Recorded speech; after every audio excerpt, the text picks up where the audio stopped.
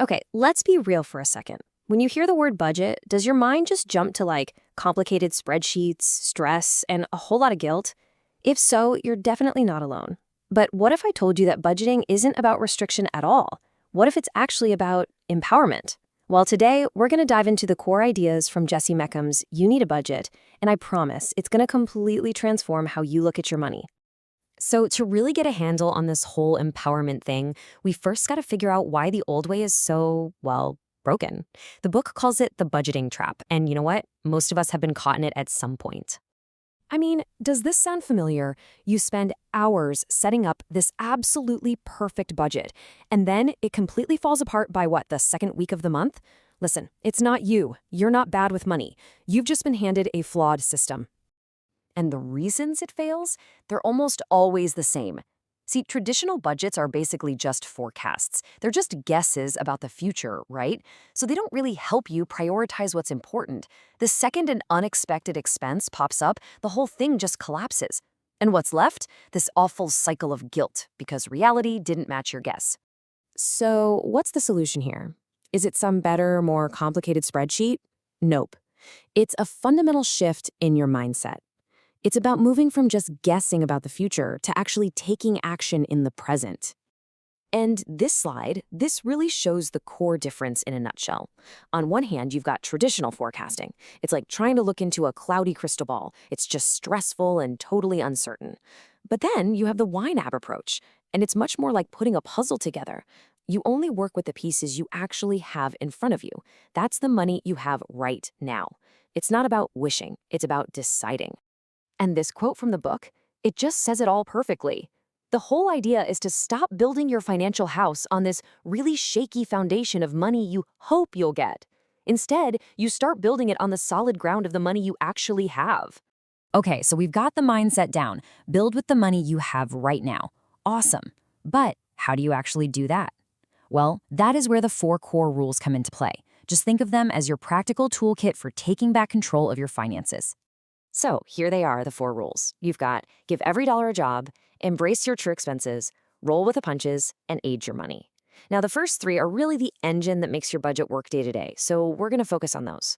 Rule 4, that's kind of the ultimate goal, getting to a point where you're spending money that's at least a month old. But first, let's fire up that engine. All right, let's start with Rule 1, which is arguably the most important. Give every single dollar a job.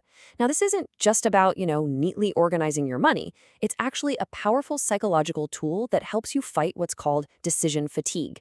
Think about it. Instead of constantly asking yourself, can I afford this? You've already answered that question. Your budget tells you exactly what that money is for, and it lines up your daily spending with your big picture goals.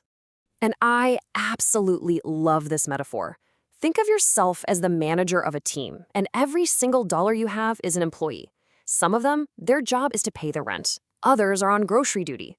And maybe you've got a special squad you're sending on a mission to fund your next vacation. The key is no dollar gets to be lazy. No one is left unemployed. So how do you actually do this? Well, it all comes down to priorities. First things first, you assign jobs for your absolute essentials. We're talking housing, food, utilities, the things you need to survive. Then you start to challenge your own assumptions about what you think is a necessary expense. Is that daily coffee a true need, or is it just a habit? Once you list out your real goals and start tackling debt, you free up so many more of those dollar employees to work on the stuff that truly, truly matters to you. Okay, let's move on to Rule 2, because this is where it really starts to build. It's called Embrace Your True Expenses. And listen, this rule is the secret weapon for killing those unexpected costs that always seem to pop up and derail your budget. Here's the trick, though. You have to realize they aren't unexpected at all. I mean, think about it for a second. You know your car insurance is due every 6 months. You know the holidays roll around every single December. These aren't surprises. They're just non-monthly expenses. So by treating them as true expenses, you just save a little bit for them each month. That way, when the bill finally shows up, the money is just sitting there, ready to do its job. No panic, no problem. And that brings us to Rule 3, which might just be the most liberating of them all. Roll with the punches. Seriously, this rule gives you permission to be human, because life is unpredictable, right? You might overspend on groceries one week, or maybe you get a flat tire. With a traditional budget, that feels like failure. But here, it just means you adapt. You just move money from a lower priority job, like, say, your new video game fund, to cover the overspending. Your budget isn't carved in stone. It's a living, breathing plan that changes right along with you. So, when you combine this new way of thinking with these incredibly powerful rules, what's the end result? What do you actually get out of it? Well, I can tell you the payoff is about so much more than just the numbers in your bank account. What happens is your budget completely transforms. It stops being this restrictive cage and it becomes a roadmap to your goals. It's no longer a list of things you can't do. Instead, it becomes a clear, actionable plan for how you're going to achieve all the things you want to do. It's all about aligning your spending with what you truly value. And really, that's the ultimate goal. The big takeaway here is that financial freedom isn't necessarily about having more money. It's about having more control over the money you already have. By making these intentional, thoughtful decisions today, you're actively and consciously building the exact life you want for tomorrow. So, as we wrap this up, I want to leave you with one question to get you started.